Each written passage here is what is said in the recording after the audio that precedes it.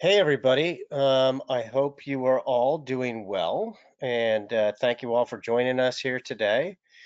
We are going to be today going through and just doing Ask the Experts. Dr. Evan Gwilliam, myself, and Christy are going to be fielding questions from anybody.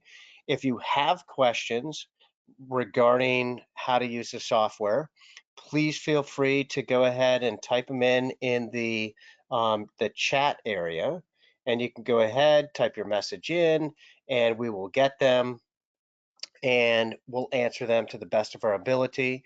I just want to let everybody know that you know some of you might say, "Hey, why don't we can't we just ask the questions?" Because of the number of people on the phone call, it people start to talk over each other. So we felt like chatting is probably the best way to do it. Um, I want to go ahead and let everybody know that this will be recorded, or we are recording this. And let me make sure that I actually am recording it. Yep, I'm actually recording it, so that's a positive. And I also want to let everybody know that if you have any coding questions, documentation questions, obviously software questions, uh, you can ask any question you want to if it has to do with telehealth, home visits, whatever you want to. Please make sure and ask them. I don't know that we'll have the answers to everything, but we will certainly try to do that. I do also want to make sure that if you have, just so everybody knows, we are doing some updates coming up. We have a release tomorrow with just a few simple fixes. It's just some of the everyday bugs that maybe people run into or requests. But in May, we are going to be releasing online scheduling. So PayDC will have online scheduling. There'll be a nominal additional fee for that, which we will announce. But we are going to offer that, and you will be able to offer that to your patients so they can go onto your website, click on a link, schedule a visit, and so on. There's going to be a lot of customizability with that. So just letting everybody know that that's something that is coming. So with that, we're going to go ahead and get started. And hang on one second. I am going to, Dr. Evan had a quick question that I made him an organizer so we could do that. Okay, so if anybody has any questions, please make sure and ask them, and we'll go ahead. So I've already got a bunch of questions, which is great. And this one is a question about the GP modifier. The GP modifier needed for United Healthcare, UHC, would it be okay to use the with other insurance companies, for example, Blue Cross Blue Shield, Aetna, etc.? So the answer to that is most of the time, yes. You can use the GP modifier simply says that you have the patient under a physical therapy plan of care. Typically, that is for Medicare patients, and it is something that they require.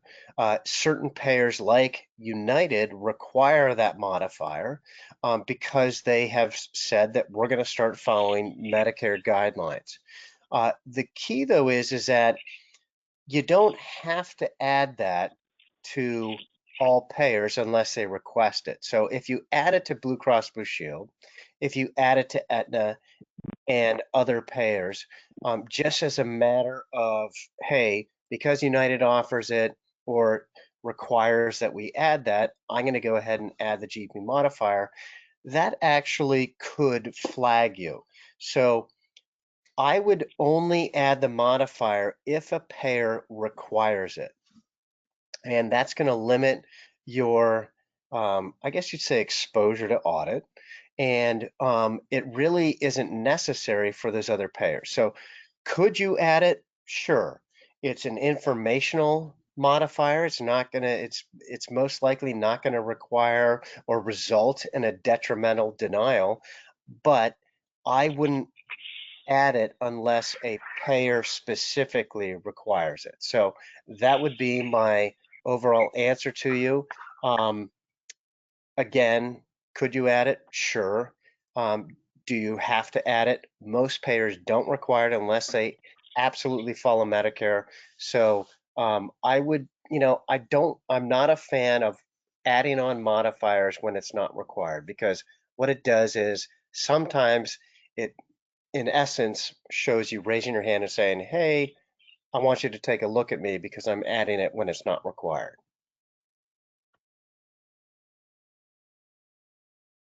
Okay, so hopefully that answered the question. If there's any additional questions to that, that's fine. Okay, so one question is, when is Fortis going to be able to take online payments and have it integrate with PayDC? Actually, I don't know the answer to that. Fortis is one of the credit card processing firms that we've recently integrated with within the last month. And I don't know that they accept online payments. Maybe they do right now. I'm not sure. We have a pretty significant integration with them, and it is possible that they already do offer online payments, but I don't know that we have a specific integration with that. I will have to check in with that. Just so everybody knows, we have two credit card processing firms that we deal with. Number one, we have OpenEdge, and number two, we have Fortis Pay. Fortis has some features that they offer. OpenEdge has features that they offer. If you want to integrate credit card processing with your practice, check it out, because those two payers have agreed to meet or beat whatever our current rates are, and they have different features that you may benefit from. We don't charge anything extra, so it doesn't cost you anything in addition to your monthly fees. So I would encourage all of you to check out both of those. As far as the online processing, I don't know. I'll have to look into that. Christy, are you aware of Fortis having any online payments that they are affording to anybody? I'm not aware of that yet, no. Okay, so I will check on that and I will go ahead and get back to you. Dr. Jim, I got your questions, so I'll go ahead and follow up with that. Okay, good question. And to be honest with you, I wasn't even aware that they offered that. So, or they were planning to offer it. So I will find out. Okay, the next question is, what is the best way to add a late payment fee or percentage of balance owed and have it show up in a bill without doing miscellaneous fee? Miscellaneous fees show up in different page for paper statements. Christy, would you mind fielding that question for me? Absolutely. So there's two different ways to get a charge onto the patient's ledger for services like this.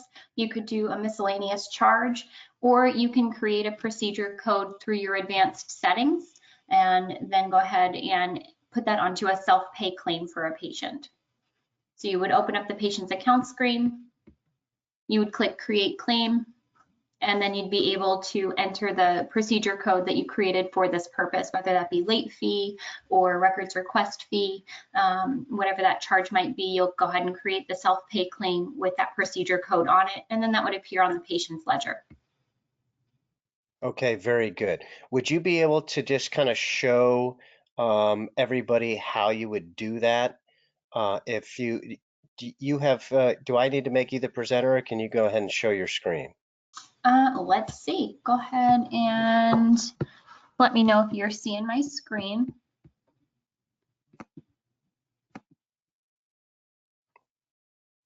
Okay, I am not seeing your screen, so I'm going to go ahead and make you the presenter. Okay.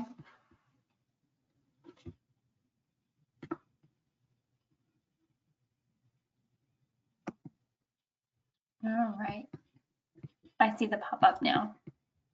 Okay, great.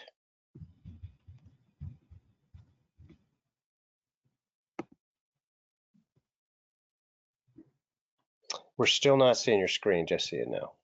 Okay.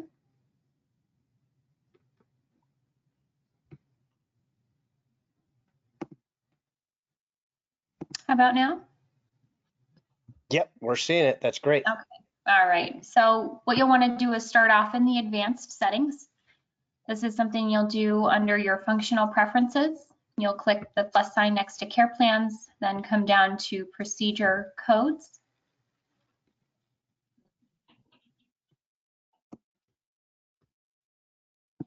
And what we'll want to do is click add new procedure code. Okay, so this could be classified as category other. We'll go ahead and make this a late fee.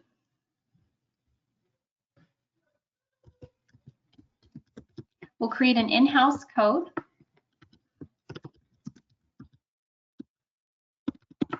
We'll want to mark this as something that's always going to appear as patient responsibility. So once we check this box, then this always appears as the patient's balance on their ledger. You can choose to leave this as a 0 fee and then alter that when you're creating the claim. That might be something you would do if this fee fluctuates, or if it's a set fee, then you can go ahead and enter in the dollar amount here. Then what we would want to do is click save. And now that that procedure code is part of your database, you can use that for claims. Okay, after that saves, we'll go to the patient account screen, and I'll show you how to put that onto the claim. Okay, so from patient account,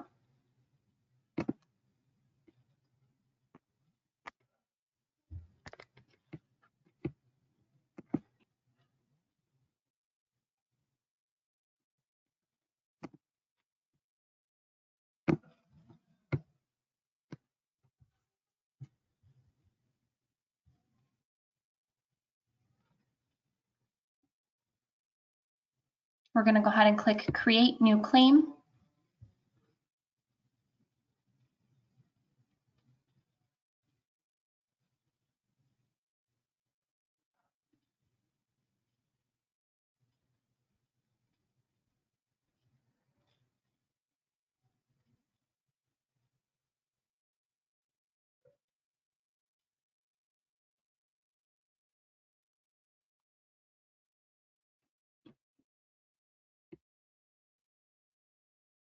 We have a prompt that'll allow us to copy over the same procedures we used on our last claim. I'm going to choose not to do that and just go ahead and use a blank claim. And so you'll click into the drop down here and type in your charge, and that'll automatically appear with the appropriate fee, and then we save this to the patient's account. Ah, that's perfect. Thank you, Christy. That's great. You're welcome. Very good. Okay, so we got some more questions coming in. Okay, now this one's a little bit of a long one. And Christy, I think again, it's going to require your expertise, but billing question. Okay. When we submit billing to an attorney at the conclusion of a PI case, we usually submit a total instead of printing out 20 to 30 individual claims. When we get paid, it's quite tedious to then generate all those claims and apply payment to each. Wait, hold on, I lost my place. To each date of service. Is there an easier way to generate all the billing on less paper and then apply the payments much more quickly? Do we have a way to do that?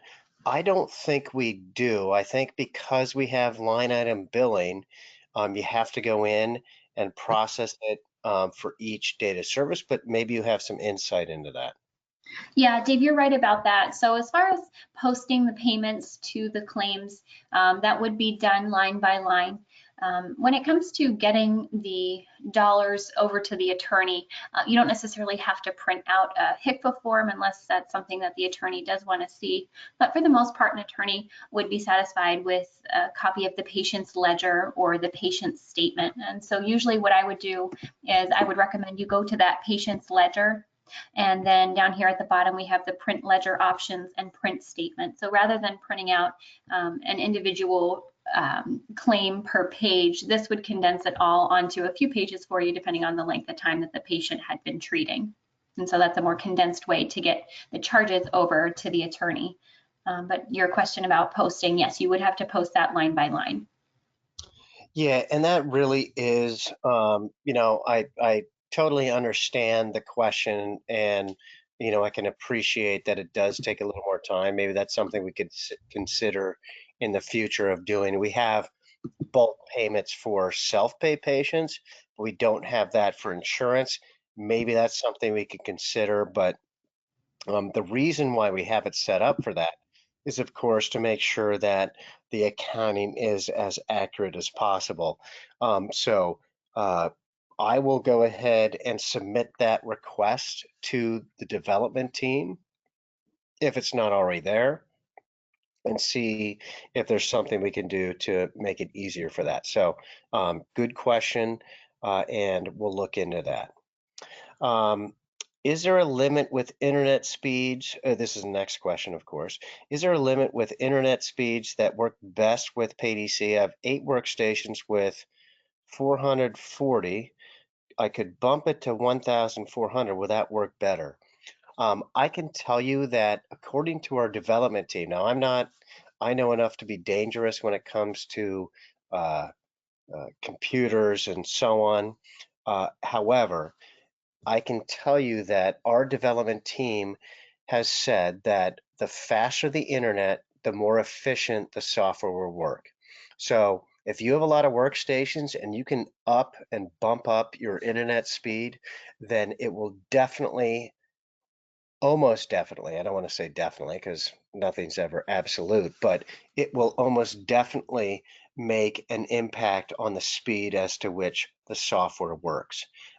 Simply because it's a drain on, the more people you have working, you've got a bunch of workstations, and the more people you have tapping into that one internet data point, the more strain it is on the internet speed. So if you can get that up, I would absolutely encourage you to do so.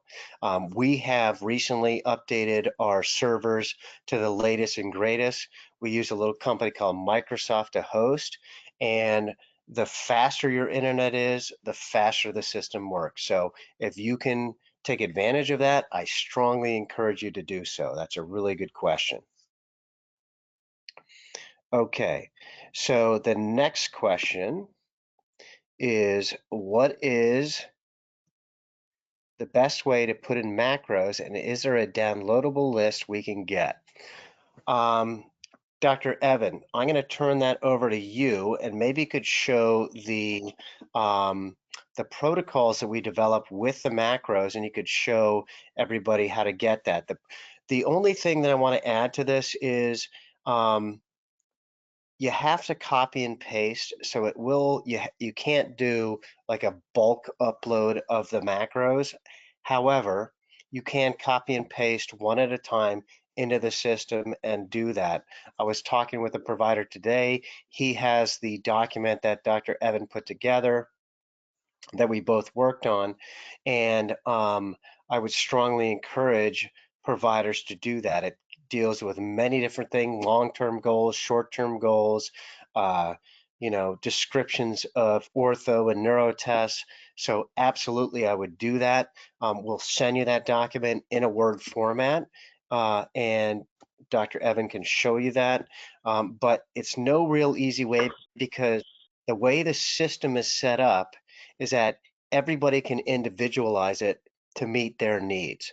And there's so many different ways that doctors of chiropractic and multidisciplinary clinicians create their notes, do their uh, advanced settings and so on. So you have to make sure that we don't override that. So we set you up with what we think is going to be best for your practice, and you have to customize it. So we can't do like a bulk download or upload for you. You have to take care of that. With that, um, Evan, I'm going to go ahead. Can you show your screen and show everybody Yeah, that? Okay, I'm make going to me the go ahead. presenter, and I'll show what I've got here. All right, fantastic. There we go. All right. So when it comes to macros, like Dave said, the issue is that here, there's my screen. There we go. I think you can see my screen now. Yep. When it comes to macros, is everybody's different. So our system sort of is built on a bunch of macros that we did import when you became a client. And they are the things like when you go into the objective findings and you do an exam and you do a orthopedic test and the positive test gets built in there. So those sort of things, they sort of are macros and they're built in, or the tags that you put on as listings for segments. Those are sort of like macros as well. But what you're talking about is, what about for these free text fields? Like in the SOAP note screen you're looking at here, I've got the macro button that I can access here. The easiest way to add macros is if you think of something that you want to say all the time in the plan section that I always want to add here, I open up my macros, and if I don't already have it in here, then I just build a new one. So it's really easy to build new ones, and you can see the examples I put in here. When lying prone, the patient exhibits a short left leg. So the macros are there to capture something our software doesn't capture with some of the stuff that's already built into it. And so if you want to talk about short legs as part of your protocol, then maybe you want to create a macro like this. And but we don't really have a default list because you may not care about short legs. So that's where you have to come up with your own. But it's really easy to add. You just hit add new macro. If you want to build a new one, you don't see what you want in the list, and you're taken as a shortcut into the settings, the event settings. And you just add macros in here, and you build your own shortcut key. So you come up with 3 letters that you think you can remember really easily, and then you type up the macro. If it has some sort of assessment, some phrase that you feel like you need to use repeatedly, you type it in here and save it. So if I were to use, I have examples in here of acupuncture macros. I have a macro that you could use that says therapy start time and stop time. I've also got some really big ones in here like this one. This is lumbar x-ray findings. So I've written up kind of a sample lumbar report, an x-ray report, and you can see it's actually several paragraphs. It's probably 7 or 8 lines long. And so if I typed in LX1, and I wanted that to be included, I could either, access the macros and select that one like this, or I could have just gone in here, and if I want that to be included in this note because I've got the x-ray findings, I can do /LX1. And now that whole paragraph, that whole report is in there, and I go ahead and customize it and change it to make sure that it fits. This is just a sample, it's a placeholder, and I get it started. And maybe the patient doesn't have mild degenerative changes, maybe they have moderate or something, and so on. So you can customize it, and then you can see how that looks in the note. So let me show you what Dave was talking about, the other document here. This is a document that I've shared with some of you. I recognize some names there. Some of you I've sent this to. I'm happy to send it to you right now. In fact, the easiest way might be if I just give you my email address and you request it, and I'll send it to you directly, and I'll just do a bulk email or something. We put this together when we did a user conference last year, and I updated it again at sort of the end of last year. But basically, if you look at the table of contents, we have all kinds of tips and tricks and macros and suggestions you can put in all these different settings. And if you become a client of ours in the last 6 to 12 months, you probably have a lot of this already set up this way. But it still might be helpful for you to review this document if you haven't seen it yet, to see kind of the rationale behind it and try to help you understand how you can use like the types of long-term goals and different ways to set them up. Suggested ICD-10 codes if you want to customize your list. Let me just show you the ICD-10 codes, for example. So we've got, 4 pages of ICD-10 codes that we think are good ones. And I'm happy to share this with you. Or if you go up here, I'm just going to pick something else at random. This is X-ray rationale. If you don't have these in your system, and you should, by the way, if you've been with us a lot longer, we can send you this list of suggested rationale for X-rays. And the easiest way to add them to the system is to copy and paste one at a time. So it might take you a few minutes, but it shouldn't take long. There's only about 15 or 20, 30 or 40 things in this list. And then you have these really great rationales for your X-rays. And we can explain, where they came from JMPT 2008. And so this is a great resource for you. Those of you who want to know more about that, you can email me. Just let me put my email up on the screen here. I'll just type it on one of these at the bottom, or I'll put it in the chat. I'll chat over my email address and say, I'd like to get the protocol document. And I'll email you this, and you can take a look at it and see if it helps. But it's really simple to use these macros in PayDC. You just, anywhere you see free text, jump in there, pull them in, or add new ones. Make them your own, because we don't know what your clinic wants that the next guy over doesn't need. And then we've made most of the system out of many macros all throughout the objective findings and the assessment of the plan and so on. Yeah, that's great. And just so everybody, if you look at a lot of our competitors, they are founded on, kind of bulk macros. There's large groups of text. You go in, you've got a subjective macro selection, and what it does is, unfortunately, it creates kind of a cookie cutter cloning approach. So the way our system is built is on these smaller macros. You have, that's why you go in, you add in your short-term goals. You've got your long-term goals. You've got your rationales for, what types of services you offer and so on.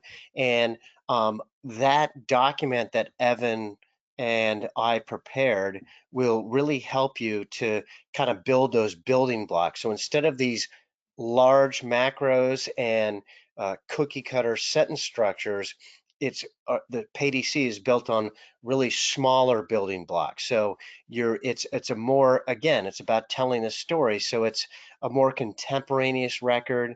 It's more compelling, and it has it really helps to show that individualization of what you have going on.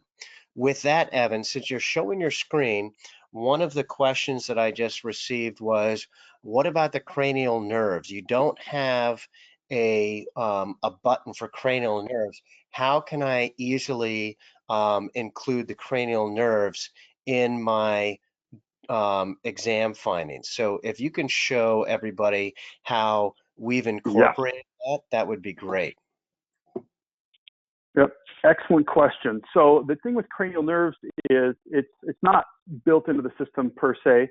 So the physical exam, so I'm in the advanced settings under functional preferences, and I went down to examinations, exam findings, and I chose the physical settings. So functional preferences, examinations, physical. Now, physical is where you can stuff things that you want to examine. It's kind of a free text. It's a free-for-all part of the exam. Most of our exam is built on things that are musculoskeletal, like the reflexes and the range of motion and muscle strength. But the physical exam, you can do whatever you want. So I actually have two types of additional exams stuck in here.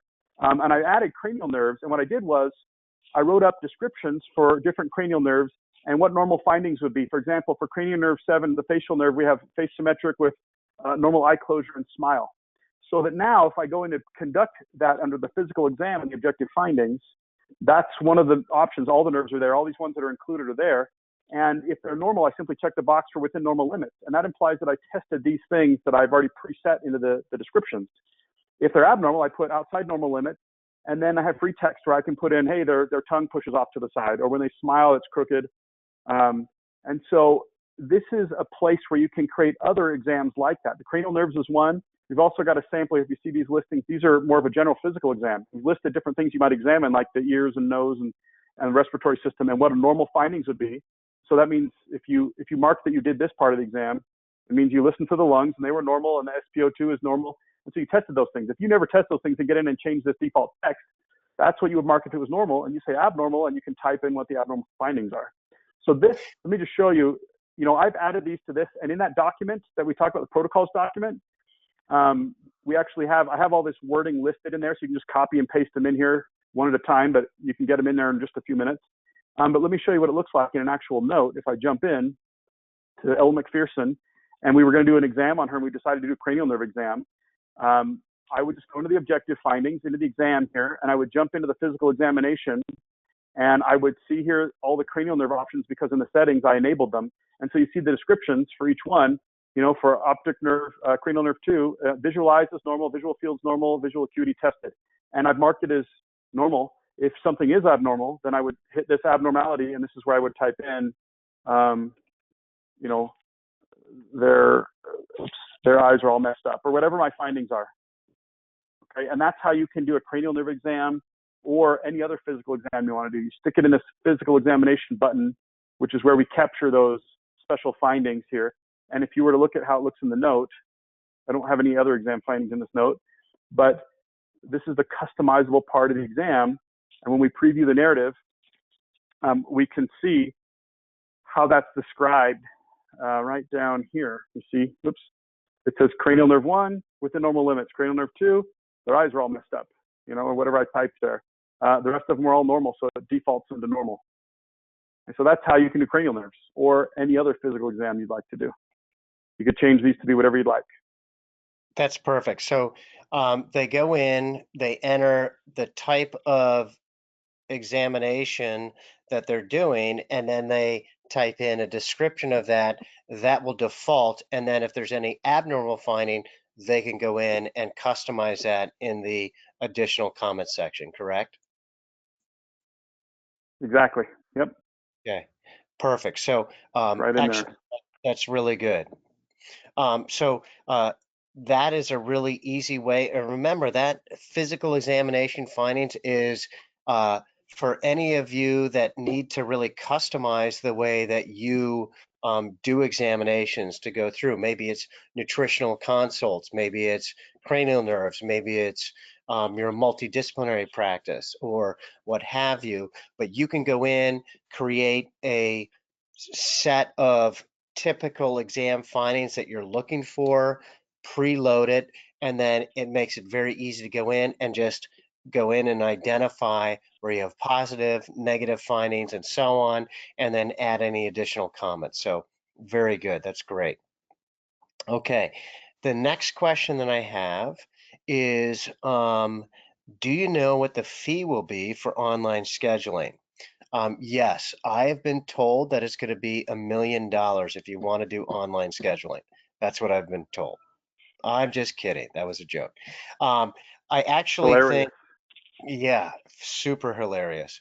No, I think the online scheduling is going to be, we're talking about a package. It's probably going to be including text messaging because it's kind of a 1-2 punch. When someone goes on, schedules online scheduling, they're going to receive a text message. The doctor will also receive a text message indicating that, or whatever designated phone they have, that someone has been scheduled. So I think we're going to be between $40 for the two. So if you already have text messaging, you're paying $20 additional. It's probably going to be about a $20 additional charge. I don't know the exact cost because we do have to pay a third party for that. So again, we don't want to nickel and dime our clients, but we do have to make sure we cover our costs, and it's going to be minimal. It's going to be as low as we can possibly go, but we do have to make sure and cover our costs so we can continue to provide and keep on updating the system. So probably around $20 is my guess for that online scheduling. Okay. Can you explain how text reminders work? Is it a back and forth text or just generic text sent out? Is there a way to send a text out, the system-wide text messages, email messages, or do we need a third-party vendor? So the answer to that is our text message reminders are very simply one way. They will let your patients know that they have an appointment coming up. You can, in the patient demographic area, determine or identify when the patient chooses to receive that, either morning, afternoon, or evening, and then they will receive that the day before. It will remind them for, and you can customize this in the settings. You can identify if you want to just send out reminders, if they cancel an appointment, or if they reschedule, it will send them something saying, hey, you rescheduled your appointment, you canceled, or this is a reminder that you have an appointment on such and such a day. If the patient has an issue, it is a set text reminder that they have. It'll identify, hey, if you have an issue, please contact the office at such and such. It'll give your office number so they can contact the office if there is an issue. So that is something we are planning in the future to come up with two-way text so they can respond to the text, confirm, or so on, especially with the advent of the online scheduling. This is going to open up and give us more functionality. It's going to provide us with some additional things that you can do, and we are working on those. It will be staged out. So the first thing we're going to do is obviously release the online scheduling. There will be some customizability to that. I don't have that information for you right now, but as soon as I do, we will share that with you. And then, of course, you can, in the settings, determine how you want to receive a reminder either via email or text, as well as the patient email or text to confirm that they did, in fact, schedule that appointment. Great question.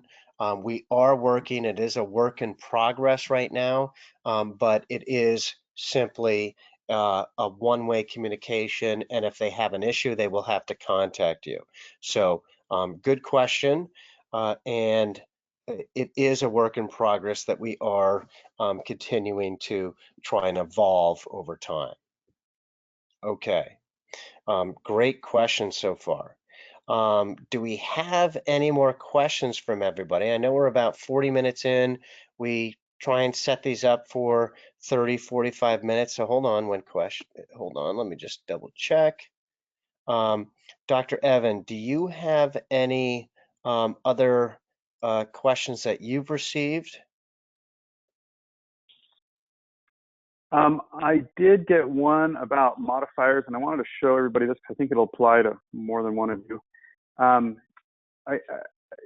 Basically the question, I'll rephrase it here, is, hey, I'm billing State Farm, and they told me for 97124 for massage that they don't accept the 59 modifier. And I have no idea why they would say that or what's going on there. But they said, so how do I go in here and do billing and not include the 59 modifier? Because PayDC will, you know, if this was the massage therapy code, if you forget a modifier, as you all probably know, if I forget this modifier, you get this warning. It says you can't bill this without it because the software scrubs this and compares the codes and says, hey, in order to bill this code with this code, you need to have that 59 on there. And when I go to sign, it says we forgot it. Well, it'll say it after I fix the rest of the issues there with the time. But so it sounds like either that particular payer, that State Farm, is requiring you to switch to these X modifiers. So you can have one of these instead, and the software should accept that in its place. But the other question that I want to ask is, I wonder if that person might be billing other codes in addition. So there are some payers where they will scrub the manual therapy and 97124, and you can't bill them together at all, even with a modifier. And I'm wondering if that's what they're doing rather than just saying State Farm doesn't like the 59. It's saying they're rejecting your massage because you're also doing manual therapy. And I've seen some payers just deny those when they're billed together. So I just wanted to be aware of that and understand those X modifiers. If you want more details on those, I can show them now, or we can you can reach out to us and we can help you understand those X modifiers. Yeah, the X modifiers are basically Medicare's version of the 59 modifier. And in essence, Medicare says, hey, the 59 modifier, because it's so often misused, we want to further define it. So for Medicare patients or Medicare beneficiaries, they want you to use the XE, XS, XP, and XU modifiers instead of the 59, and it's just more descriptive.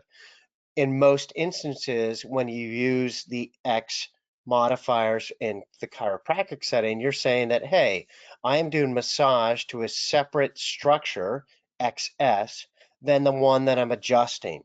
So you identify it, or maybe it's a separate practitioner if you have a massage therapist. So that's why you would have to use the X. So our system allows you to use the X modifiers or the 59 modifier. So you can use either one of those. Now, what Evan's referring to in regards to what other services are billed, if you look at Medicare guidelines, NCCI edits, a National Correct Coding Initiative, they actually say that you cannot bill manual therapy 97140 and massage on the same visit on the same day. Those two codes are considered mutually exclusive, so they will bundle. So there's no situation, according to the federal government, where you could do those two codes on the same visit in the same day.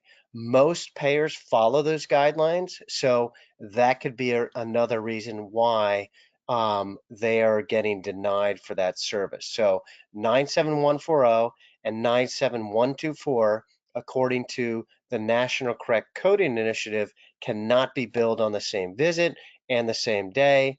That's federal law.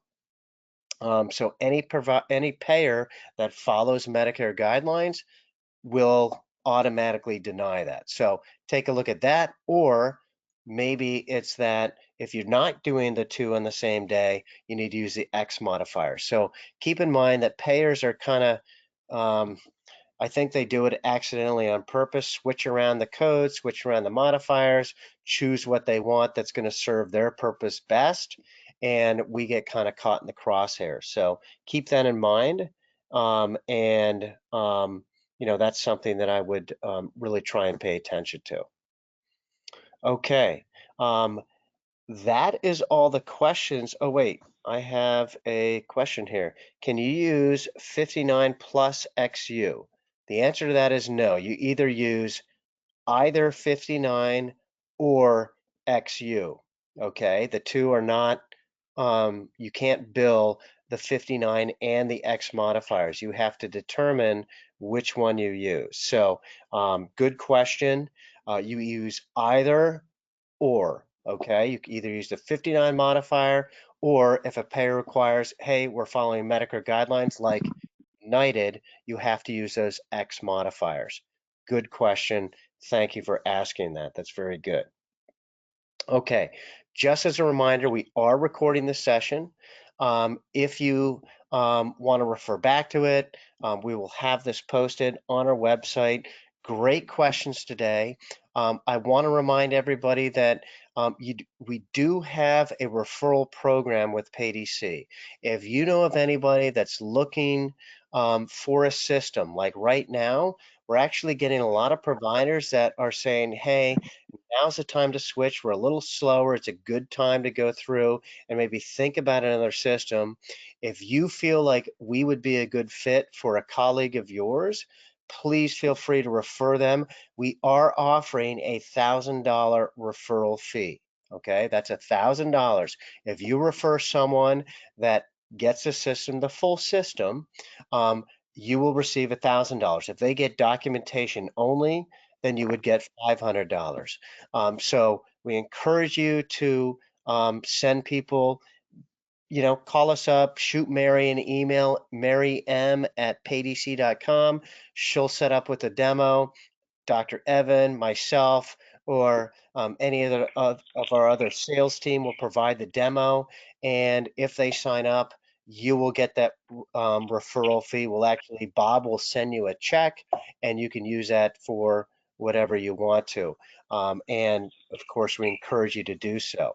I would also remind everybody on this call that we do offer billing services. We've been doing so for the last couple of years. We have upwards of 50 plus practices that we do billing services for you, for them, and anybody that's looking for billing services that wants to outsource, that doesn't want to, or can't have staff do their billing for it, we can do that for you. We have tiered pricing depending on your volume, and we'd love to discuss that with you as necessary. Of course, thank you everybody for joining us tonight. If you have any additional questions, require additional information, you can always reach out to us, support@paydc.com. You can also reach myself, Dave, at paydc.com. Evan, what's your email address again? It's my whole long name. It's evan.gwilliam@paydc, but I put it in the chat. Oh, perfect. Excellent. So you can shoot Evan an email, and thank you very much. I hope you all are well. I hope you're all doing safe. And if we can do anything for you, please don't hesitate to reach out to us. Thank you, everybody, for joining us tonight. Look for this to be posted on our website in the coming days. I think it takes about 48 hours to post these, and I hope you all have a great evening. Bye-bye, everybody.